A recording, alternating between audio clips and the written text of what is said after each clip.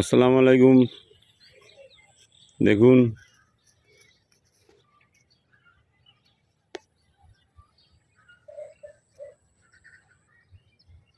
ধান ক্ষেত আমাদের বাড়ির পাশেই,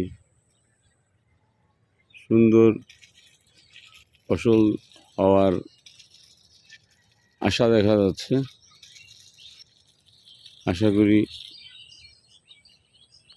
কয়েকদিন পরেই হয়তোবা কোনো সমস্যা না হলে, প্রাকৃতিকভাবে কোনো সমস্যা না হলে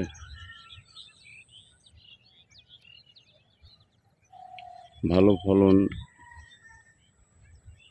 দেখা যাবে।